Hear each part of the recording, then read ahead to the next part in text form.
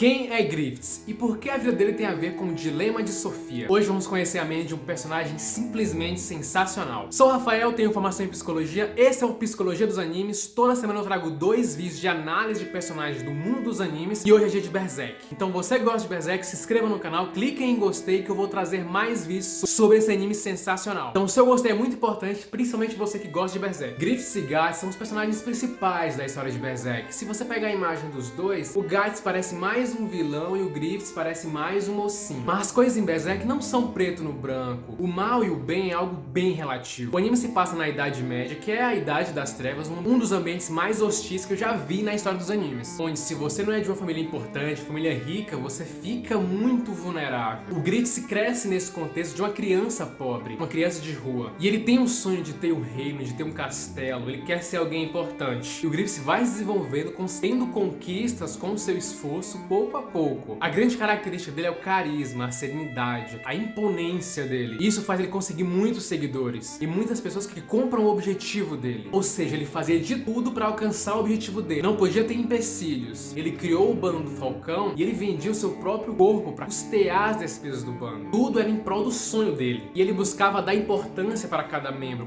como quando ele salvou a Casca de um estupro e depois tornou ela uma guerreira. Fez ela se sentir importante. Então Griffiths sim era um bom líder.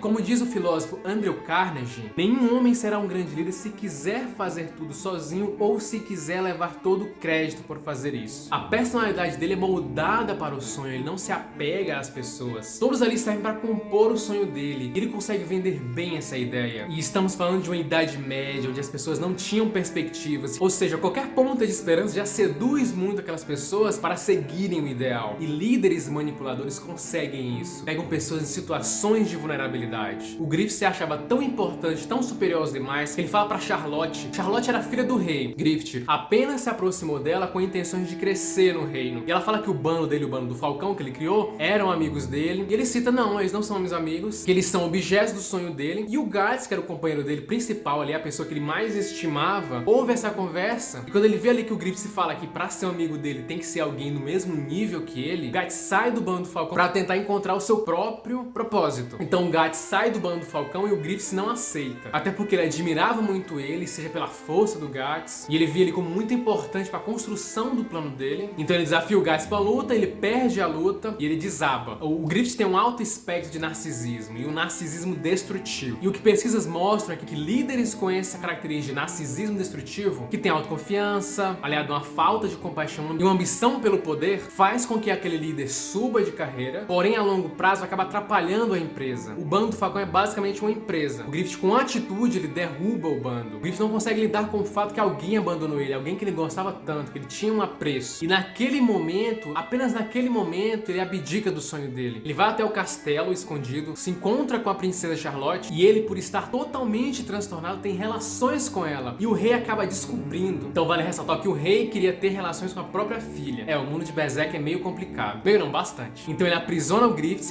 e tortura ele por 1 ano. E o Griffiths fica nesse estado. Ele tem o rosto deformado, perde os tendões e tem sua língua cortada. O bando Falcão consegue sobreviver aos trancos e barrancos sem ele. E eles encontram o Guts novamente. E eles vão ao castelo e resgatam o Griffiths. Quando o Guts encontra o Griffiths de novo, e ele vê o Griffiths naquela situação, e o Griffiths, no momento que ele pega no pescoço do Guts com uma demonstração de raiva dele depois, por ele ter o abandonado, o Griffiths volta ao bando do Falcão. Mas ele não pode mais ser um soldado. Ele não consegue nem andar mais. Então você vê alguém ali que tinha essa questão de beleza, se sentir superior aos demais, ficar naquela situação. Naquela situação ele não tinha como alcançar mais o sonho dele. E a cena clássica, ele tenta se matar e ele não consegue. E ele começa a rir e a chorar ao mesmo tempo da situação dele. E é nesse momento que entra o dilema de Sofia. Se trata entre ter que escolher entre 2 opções igualmente insuportáveis. Escolha de Sofia é um romance do escritor William Styron e conta a história da polonesa Sofia Zawistowica, que é forçada a escolher entre um de seus filhos para salvar. É nesse momento que aparece a mão de Deus. Um grupo de seres superiores que dão a oportunidade de Griffiths ser um desses seres e completar a mão, e até então tinha 4 integrantes. Ele seria um ser poderoso, pegaria sua grande forma, mas tudo isso seria a custa de seus companheiros do bando do Falcão. Ou seja, as pessoas que salvaram ele, que sempre lutaram por ele, foram lá tirar ele do castelo, seriam usadas como sacrifício. O Griffiths ali reluta um pouco na escolha. Mas imagina a situação. Você é alguém que está naquela situação, seu corpo está naquela situação, e é te dado uma esperança. Só que essa esperança tem um custo altíssimo, sacrificar as pessoas que você gosta. gosta. Aí você pega alguém que tinha esse senso de superioridade, que via as pessoas que seguem ele, que estão ali apenas para ajudá-lo nos seus sonhos, somado a alguém extremamente narcisista. E se você pega ali o DSM, o livro de transtornos mentais, e você vai ali um transtorno de personalidade narcísica, tem como característica indiferença pelos sentimentos dos outros, necessidade de admiração e traços de insensibilidade. Então, para muitas pessoas que seria uma escolha impossível você sacrificar os seus amigos para poder se salvar, porque as pessoas eram a família do Griffiths, apenas pelo seu benefício próprio. Para o Griffiths não, porque o plano dele já era esse. Ali isso era a exposição completa do sonho dele. Então o Griffiths aceita, se torna o Fento. Eu acho que naquele momento o Griffiths se torna uma pessoa transparente. Agora ele é realmente quem ele é. Então ele comete atrocidades, ele vira uma pessoa determinista. Determinismo é uma filosofia